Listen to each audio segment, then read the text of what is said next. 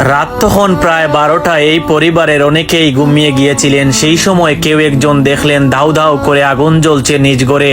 ঠিক সেই সময় ঘর থেকে বেরিয়ে আসা ছাড়া আর কোনো উপায় ছিল না। তিনটি পরিবার নিজ চোখের সামনে দেখলেন এইভাবে পুড়ে যাচ্ছে নিজেদের সহায় সম্বল। তখন কান্না, চিৎকার আর ছোটাছুটি। সিলেটের ফিঞ্চুগঞ্জ উপজেলার মাইজগাঁও ইউনিয়নের কোনাবাড়ি লালমিয়ার বাড়িতে ভয়াবহ অগ্নিকাণ্ডে তিনটি পরিবারের বসতঘর পুড়ে গিয়েছে।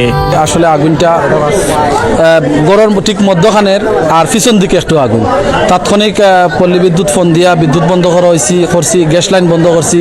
এট এ টাইম ফায়ার সার্ভিসেরও ফোন দেওয়া হয়েছে, আমার ছোটো ভাইও ফোন দিছে।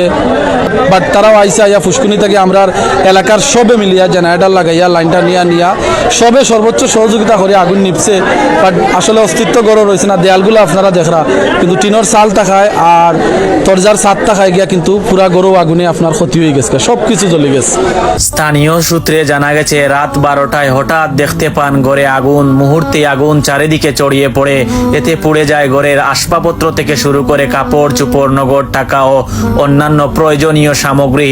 তখন স্থানীয় লোকজন ও ফায়ার সার্ভিস আগুন নিয়ন্ত্রণের চেষ্টা চালায়। ততক্ষণে সব পুড়ে যায়।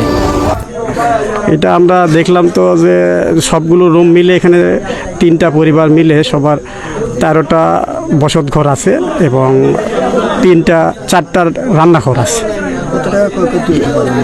এটা আনুমানিক বিষয়, এখন সম্ভাব্য ক্ষতির পরিমাণ এটা ওটা তদন্ত সাপেক্ষে বিষয় আর কি, ওনাদের সাপেক্ষে বলতে হবে আর কি। এটা সম্ভব মোটামুটি সব কিছুই পুড়ে গেছে, ফার্নিচার সহ ওনাদের কিছু নগদ সম্পদ সহ পুড়ে গেছে। এটা আর কি সম্ভাব্য ক্ষতির পরিমাণটা ওনাদের সাপেক্ষে বলতে হবে আর কি, তদন্ত সব। আমি তো প্রথমেই বলছি যে আগুন জ্বলার অনেক পরে মালিক পক্ষ জানতে পারছে, এরপরে আমাদের ফোন দিয়েছে। তারপরে আমরা 12টা 23-এ খবর পেয়ে 12টা 23-এ আমরা আউট হয়ে গেছি সাথে সাথে, এবং এসে আমরা দেখি যে সম্পূর্ণ আগুন একবারে ডেভেলপিং পর্যায়ে আছে এবং পরবর্তীতে পানির সোর্সও দূরে ছিল, যার কারণে আমরা পানি করতে এবং সেই সুযোগে আগুন স্প্রেড হয়ে গেছে সমস্ত ঘরে। সেমি পাকা টিন শেড ঘর ছিল, যার কারণে আর কি আগুন সম্পূর্ণ রুমেই ছড়াই গেছিলো। পরে আমরা ওই পাশে 2-1টা রুম মোটামুটি সম্পূর্ণ সেভ করতে পেরেছি। এছাড়া বাকি রুমগুলো সেমি পাকা টিন শেড হওয়ার কারণে আগুন দ্রুত সমস্ত ধার্য বস্তু ছিল জ্বলে গেছে একসাথে। না, আমাদের ফেঞ্চুগঞ্জ থেকে 2টা ইউনিটি, আমরা 2টা গাড়ি নিয়ে আসছিলাম, আমরা এখান থেকে কাজ করছি। পুরে একদম আমি দেখে আসলাম যে এখনো ধোঁয়া উঠতেছে এবং সব পুরে একদম ছাই হয়ে গেছে। এই ফ্যামিলির মানে এখানে আর ভিতরে কোনো অবশিষ্ট কিছুই নেই আর কি বলতে গেলে। ফায়ার সার্ভিস কাজ করতেছে, তারা একটা রিপোর্ট দিবে। আমরা আগুনের উৎসটা কীভাবে লাগলো তো তারা একটা স্টেটমেন্ট দিবে আমাদেরকে। তো ভিতরে প্রায় 20টার মতো রুম ছিল। আমি কিছুদিন আগে দেখে আসলাম যে এখনও ধোঁয়া উঠতেছে, এখনও উত্তাপ এখনও রয়ে গেছে। এগুলো ফায়ার সার্ভিস নিবানোর চেষ্টা করতেছে। আগুন পুরাপুরি নিয়ন্ত্রণে, তবে ভিতরে যে তাপ আছে, তাপটা একটু পানি স্প্রে করতেছে ফায়ার সার্ভিস।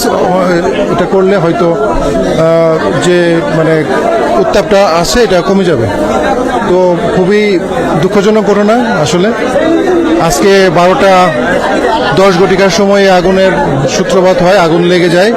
এলাকাবাসী সহ ফায়ার সার্ভিস সহ আমরা থানা পুলিশ সহ সবাই এসে এই আগুন নিবারণ আমরা যেভাবে পেরেছি আর কি চেষ্টা করেছি। মোটামুটি আগুন নিয়ন্ত্রণে আসছে এখন।